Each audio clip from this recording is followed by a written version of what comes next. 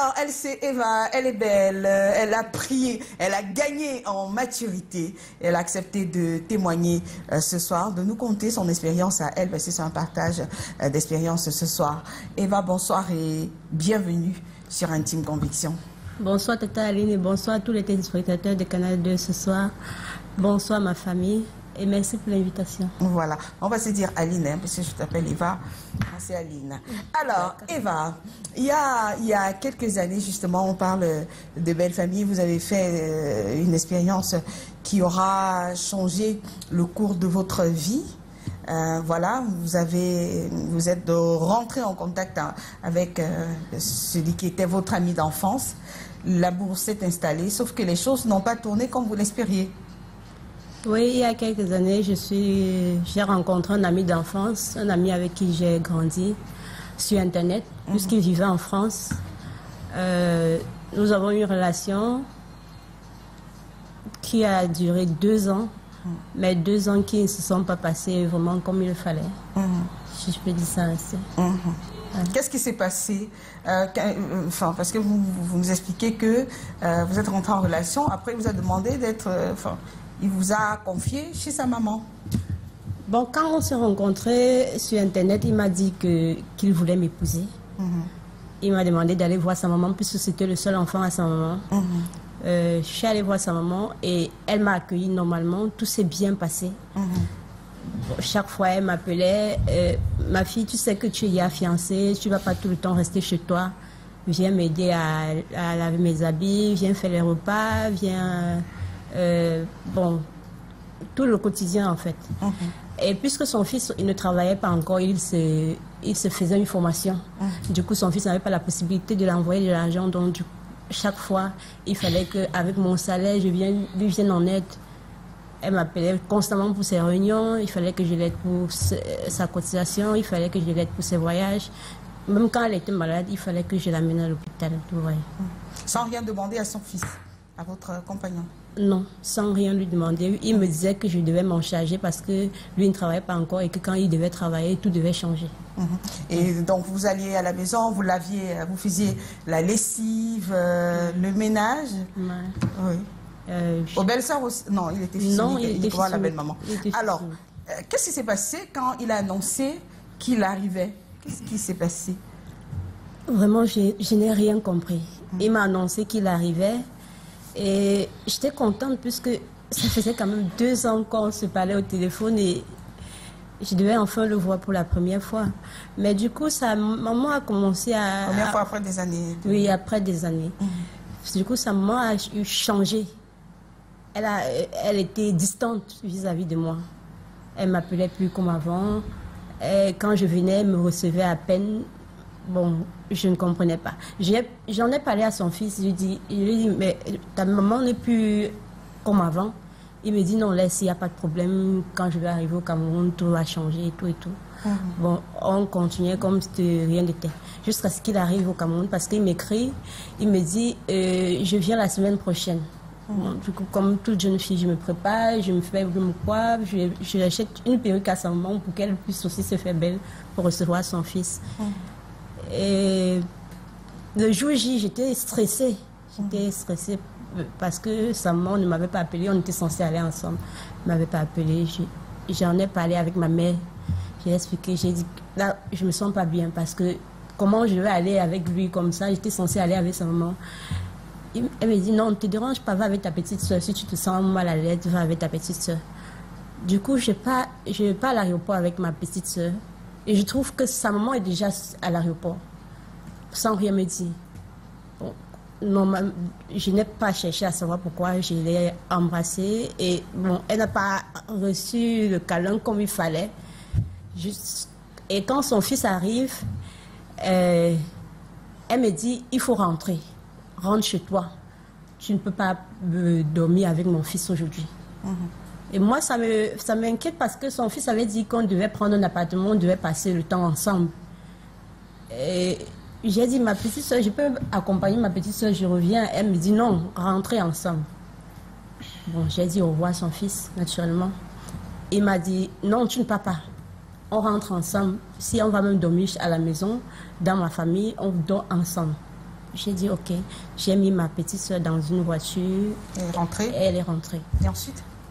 Ensuite, nous sommes arrivés à la maison. Sa mère me dit, bon, comme tu as forcé pour venir, vous n'allez pas dormir ensemble. Tu vas dormir avec moi. Parce que mon fils, on doit travailler sur lui. Il y a une menace de mort autour de lui. On va travailler sur lui. Et jusqu'à ce qu'on travaille sur lui, tu ne dois pas dormir avec lui. Bon, du coup, je ne me suis pas posé la question. Je ne me suis pas posé de question parce que s'il y a une menace de mort, j'ai eu peur que, bon, elle s'en prenne à mort et que... Bon, j'ai passé la... Je suis restée au salon avec son fils, on dialoguait. Et elle est venue me tirer au salon. Je t'ai dit de venir dormir avec moi. Tu causes quoi avec lui là-bas? Viens dormir avec moi. Du coup, jusqu'à ce que le lendemain, elle me demande de rentrer. Elle me dit de rentrer, que quand elle va travailler sur son fils, il va revenir. Ouais. Et puis, pendant le séjour, vous êtes revenu? Bon, et son fils m'avait dit d'attendre à la maison jusqu'à ce qu'il vienne me rendre visite plutôt chez nous, parce qu'il devait aussi rencontrer ma mère. Et il m'avait dit, et je lui avais dit, tu vas venir quand? Il m'a dit, je vais venir dès qu'on va travailler sur moi, parce qu'on devait travailler sur lui le lendemain, et puis il devait venir, après ça, il devait venir à la maison. Bon, j'ai passé ce jour-là, c'était... un mardi, je n'ai jamais oublié ce jour-là, désolé. J'ai fait sa nourriture préférée, qui était le tarot. J'ai pilé le tarot ce jour-là.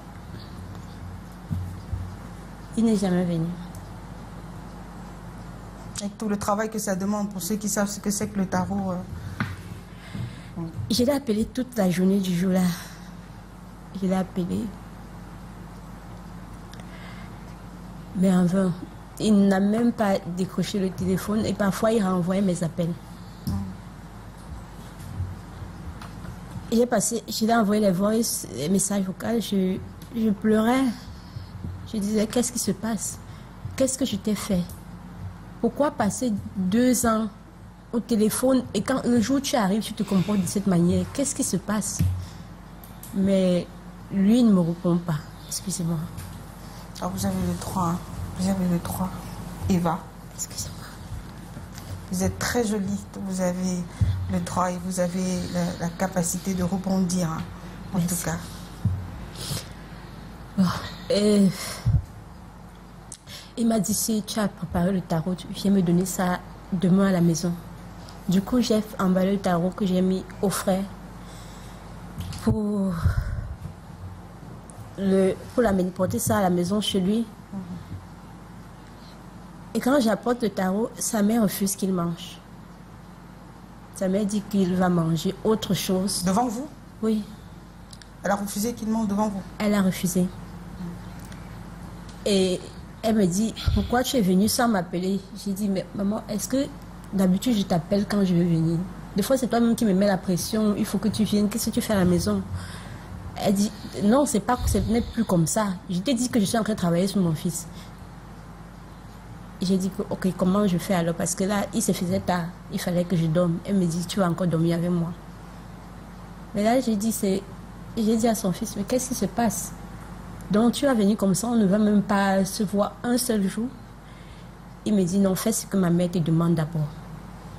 Je suis allée dormir avec elle. Le matin, j'ai demandé à faire le petit déjeuner parce que elle m'a demandé de rentrer, mais j'ai dit qu'il fallait que je fasse le petit déjeuner avant de rentrer.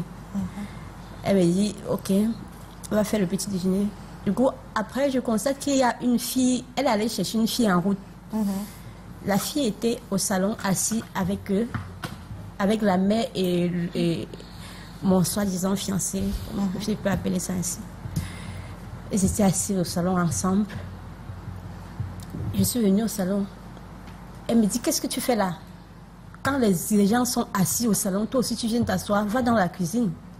J'ai dit, mais j'ai fini ce que j'avais à faire. Elle me dit, si tu as fini, tu rentres. Je t'ai demandé de rentrer. Je suis rentrée. J'ai appelé. Puisqu'il devait passer les fêtes, Noël et la Nouvelle An, avant de rentrer.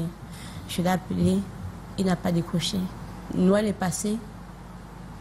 Il n'a pas décroché. J'ai décidé de partir le voir de moi-même. Puisque ma mère m'avait dit, si il ne vient pas, tu ne pars plus. Je suis fatiguée de ces allées et venues là. Tu peux te trouver un autre homme. S'il ne vient pas, c'est manque de respect aussi. Oui. Mais j'ai forcé, je suis partie quand même. Je voulais savoir ce qui se passe. Quand j'arrive chez eux, sa mère me dit qu'il est sorti avec ses amis et qu'elle ne voulait plus que je revienne. Elle vous l'a dit cette fois cash? Oui.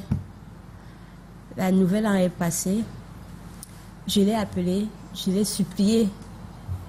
Je l'ai supplié de venir même une seule fois. Et c'est comme ça qu'on se voit. On prend une chambre d'hôtel pour la première fois. C'est là où on a eu nos premiers rapports sexuels. Et c'était la dernière, il est parti. Quand il est parti, je ne savais même pas qu'il voyageait, qu'il devait repartir. Il a voyagé. Et c'est après quelques semaines que je me rends compte, j'étais à 3 semaines, que je me rends compte que j'ai un retard. Je l'ai appelé, je lui ai dit, il est comme ça, j'ai un retard. Il m'a dit de... Excusez-moi. Il m'a dit peut-être avec ça, sa mère pouvait accepter que je... Pourrait vous accepter? Ouais. J'ai dit ok. J'ai appelé sa mère. Elle m'a dit, comme tu as décidé, comme j'ai refusé et que tu as forcé, viens. Quand tu vas accoucher, on verra ce que tu as fait. Et je suis venue, on a causé, elle me dit non, on va passer la nuit ensemble. Bon, j'ai trouvé qu'elle était douce. Bon, plus douce que d'habitude. Non, pas que d'habitude, mais que la dernière fois où son fils était là. Oui. On a passé la nuit ensemble. Et je suis rentrée. J'appelais son fils, il était toujours distant, il n'était pas toujours trop dans la relation comme il était dans les débuts et tout. Après, je ne sais pas ce qui se passe, ou c'était le stress, ou c'était trop de pleurs, parce que ma mère me calmait tout le temps. Arrête de pleurer, ceci, cela. J'ai fait une fausse couche. J'ai perdu la grossesse.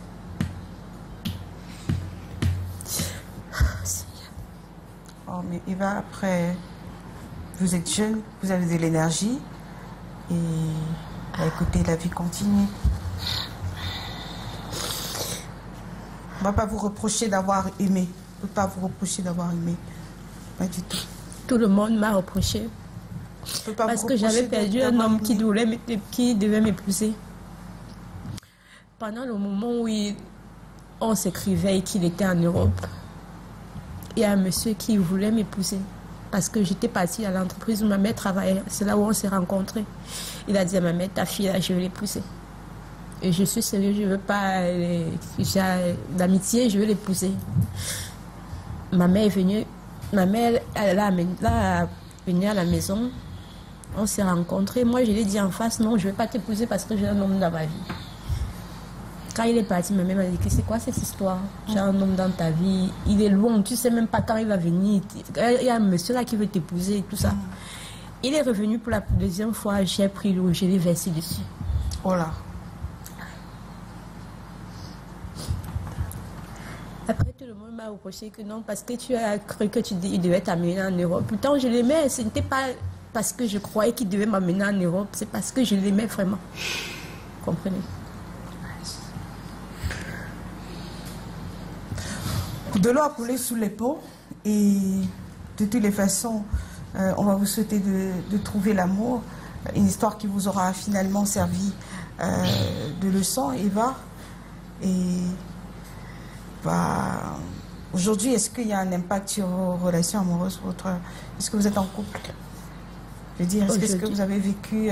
Aujourd'hui, j'ai trop de difficultés à aimer. J'ai tendance à faire du mal à ceux qui m'aiment. Je repousse beaucoup les hommes dans ma vie. Je ne sais pas, je n'arrive pas à m'attacher à qui que ce soit.